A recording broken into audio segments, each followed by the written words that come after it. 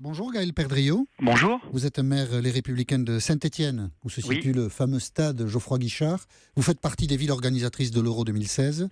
Vous n'avez pas peur de l'organiser, cet Euro? Non, j'ai pas peur. Je suis même très heureux que Saint-Étienne ait été retenu pour accueillir cette manifestation mondiale. Il est certain que les événements du week-end dernier nous appellent à encore davantage de vigilance et de prudence.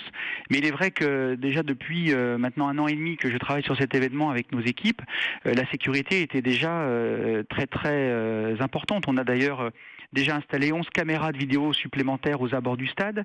Nous avons renforcé les dispositifs de sécurité initiaux avant même les malheureux événements du week-end dernier. Mais quand on voit 3 kamikazes aux abords du Stade de France, on se dit que ces concentrations humaines, l'État islamique aura envie de les perturber Bien au sûr. printemps 2016 et que, parer à ce qu'ils peuvent faire, c'est-à-dire à des gens qui sont prêts à se faire sauter dans la foule, c'est très difficile. C'est bien sûr, vous avez raison que c'est très difficile, mais je crois que les Français ont montré par leur réaction depuis la semaine dernière qu'il fallait malgré tout continuer à vivre et qu'il fallait montrer que malgré ces tentatives de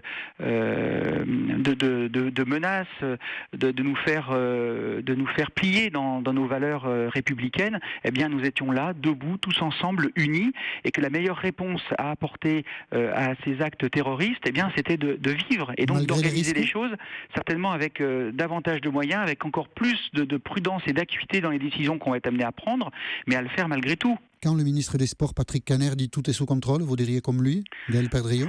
Je serais peut-être plus modéré. Je dirais que, en tout cas, il faut qu'on organise les choses avec l'État, avec l'UEFA et les villes organisatrices pour qu'effectivement tout soit sous contrôle. Qu'est-ce qui vous pose le plus de problèmes? Les fan zones, c'est-à-dire ces lieux hors des stades où des milliers de supporters se réunissent. Vous organiserez des fan zones à Saint-Étienne ou pas?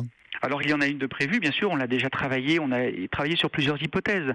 Avant même que les fan zones soient en question, on avait travaillé sur l'organisation de projections, de rassemblements de supporters sur différentes places de la ville.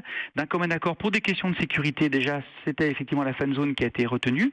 On a aujourd'hui un cahier des charges qui est très strict, qui est déjà très coûteux, mais je pense que compte tenu des événements, s'il faut rajouter des moyens, eh bien il ne faudra pas hésiter à le faire, parce que c'est plus facile effectivement de contrôler la sécurité dans un espace fermé qui rassemble 10 ou 15 000 personnes, que d'avoir ces mêmes 15 000 personnes qui seront de toute façon présentes, mais réparties dans l'ensemble de la ville.